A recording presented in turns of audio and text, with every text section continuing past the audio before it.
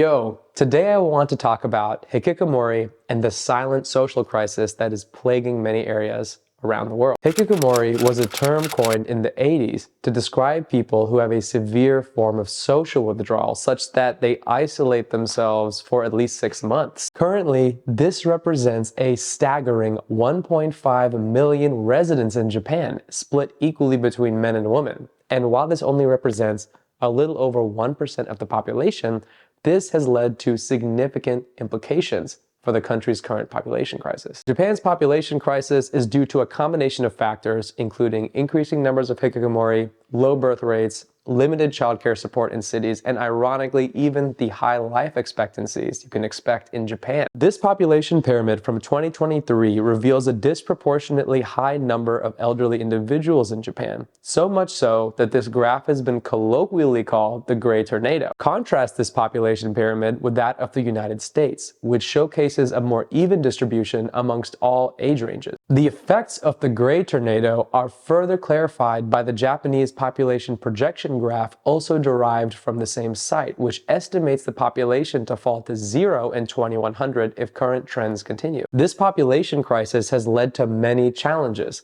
including a shrinking workforce, strained social welfare programs, what is called the 80-50 problem, where socially isolated 50-year-olds depend on their 80-year-old parents, and a stagnant economy. In fact, the GDP of Japan has stayed around the same for the past 3 decades, as exemplified by this graph from Macro Trends. And even the Prime Minister himself has expressed concerns about the country's ability to maintain its social function. While the term hikikomori originated in Japan, the problem of social isolation is not unique to any one country.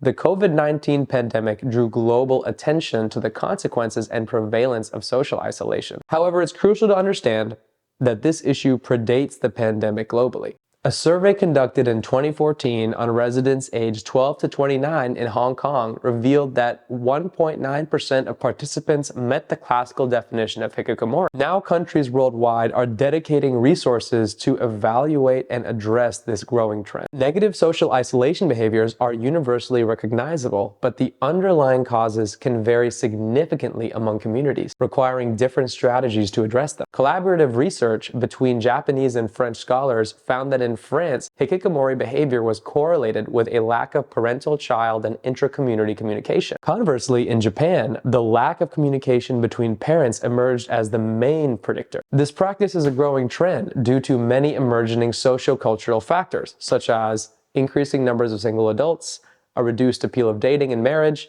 weakened real-life connections in favor of online communities, and honestly, advancements across the board in technology further enable people to live within their own bubbles. Loneliness goes beyond just feeling alone. It is affiliated with numerous adverse outcomes, including depression, poor sleep quality, impaired executive functioning, self-defeating behaviors, and so much more. Here's the key though. It's not just about the number of interactions we have. The quality of our social interactions plays a pivotal role in combating loneliness.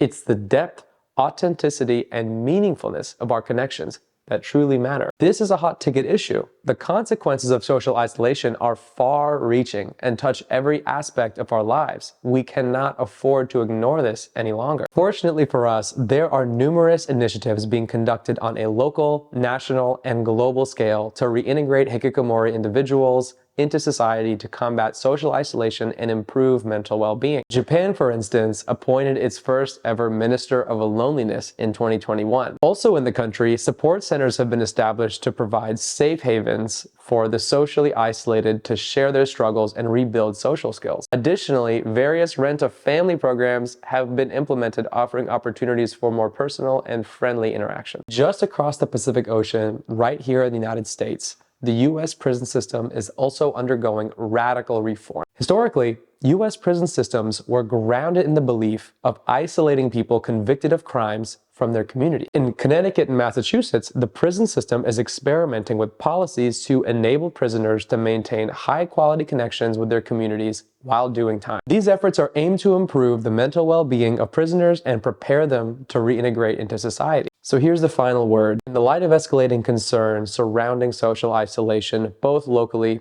and globally. I urge each of you watching to lend a hand in brightening up someone's day. Let us prioritize the cultivation of meaningful social interactions, embracing unexpected expressions of gratitude, and extending our attention to those who may be experiencing loneliness.